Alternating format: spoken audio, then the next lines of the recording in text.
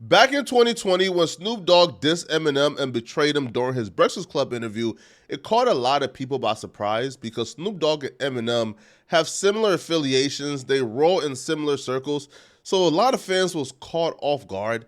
Now, Snoop Dogg will live to regret this, but here's the full story. During the interview, Snoop Dogg would be asked about the top 10 rappers of all time, more specifically if Eminem was a part of the top 10 rappers of all time. The fans who were listening and even the interviewers, they expected a really political answer because we all assume Snoop and Eminem are really cool. So of course Snoop is about to put Eminem in the top 10, or at very best, give us this like bland answers of the top 10 is subjective, is based on eras, there's really no top 10. But nah, Snoop kept it funky and gave a real answer. Eminem, the great white hope. White rappers had zero respect in rap. Let's keep that 1,000. He has probably put Eminem in a position where he could be labeled as one of the top 10 rappers ever. I don't think so, but the game feels like he's top 10 lyricists and all that comes with it, but that's just because he's with Dr. Dre, and Dr. Dre helped him find the best Eminem that he could find.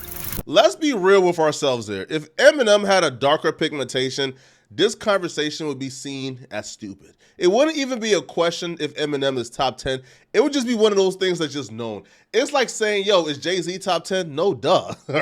Bro, don't even ask that stupid question, bro. Like, yo, you literally get kicked out of the hip-hop discussion if you ask a stupid question like that, is Jay-Z top 10? What do you mean? Bro, if Eminem had a darker pigmentation and then you just run off the mills of success, like fastest selling rap artists. Eminem has 2 of the 7 rap albums to ever go diamond. Eminem has the most entries in the US top 100 charts before Drake came along and broke that record. He's the top selling artist of the 21st century. Eminem has the most consecutive #1 albums. Eminem just sold over 300,000 copies first week, and we're going in year 30 of his rap career. At this point, I don't know what we're discussing if we're saying Eminem isn't top 10. Now, Snoop Dogg will use these like subjective matters like legacy and being the first that, yes, it sounds good, but it really doesn't mean nothing, right? So he will use these like subjective measures to sort of rank other dudes above Eminem when in fact, there's really no objective measure that you could use to rank Rakim and KRS-One over Eminem in a top 10 rappers list. Because there's some niggas in the 80s that he can't f with. Like Rakim, like Big Daddy Kane, like KRS-One, like LL Cool J, like Ice Cube. You understand me? I ain't got no time to play with it. It is what it is. It's like Cuz did that. He did that to the fullest. That's one of my teammates. That's one of my brothers. But when you talking about this hip-hop shit that I can't live without, I can live without that. This caused a huge rift between Eminem and Snoop because it wasn't what Snoop said, it's his tone. Such as, there's some things you can't live without of, but Eminem, his stuff, oh, I can live without that. It's kind of like, all right, bro. Like, there obviously is bad blood there, or there's some type of resentment here. Because if Eminem was truly like your brother and your friend, and if y'all was truly playing for the same team, you would probably say, you know what? Yo, Eminem is great, but, you know, these other guys are just dudes I can't negotiate out the top 10. You wouldn't say, oh, I can live without Eminem. I can't live without these dudes, right? You know, it just came off as personal, and Eminem took it personal. Snoop Dogg did the Breakfast Club and dissed Eminem in July.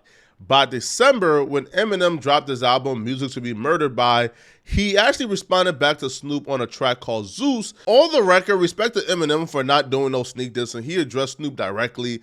He states, and as far as squashing beef, I'm used to people knocking me, but just not in my camp. And diplomatic as I'm trying to be, last thing I need is Snoop Dogg in me. Man, dog, you was like, yeah, damn God to me. Nah, not really. I had Dogg backwards. Now listen, people, it wasn't Eminem's best work. Now, I would expect Eminem to come more ruthless and cruel after being called trash or seemingly being called trash by your homie, but Eminem gave him a light jab. Now, Snoop Dogg will respond back to this in the comment section by essentially calling this whack. Snoop will send Eminem a severe warning and say, pray I don't answer that soft-ish.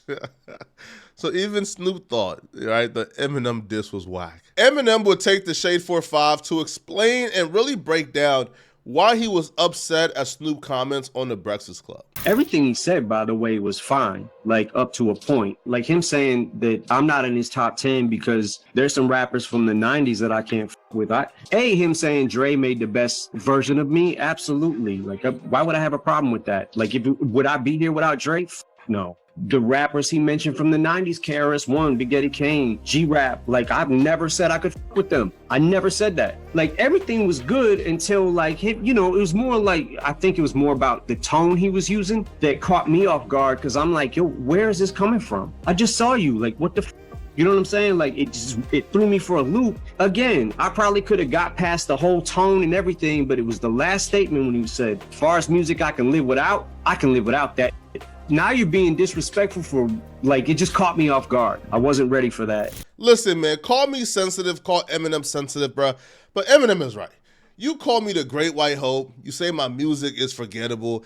It sounded personal. Like, it's not even about me not being in your top 10. It's you fully trying to discredit everything I've ever done. And it came to a surprise because Snoop Dogg have spoke highly of Eminem in the past. So Eminem probably felt like, it has to be something there, right? Something has to have occurred, a misunderstanding or something, for Snoop Dogg to go in public and diss me the way he did. Now, Eminem will finally get his answers to why Snoop Dogg dissed him when Dr. Dre had his brain aneurysm. US music producer and rapper Dr. Dre is reportedly in intensive care after suffering a brain aneurysm. The 55-year-old was yesterday taken to Cedars medical center in Los Angeles. Doctors are carrying out tests to determine what caused the bleeding. He is, we are told, in a stable condition.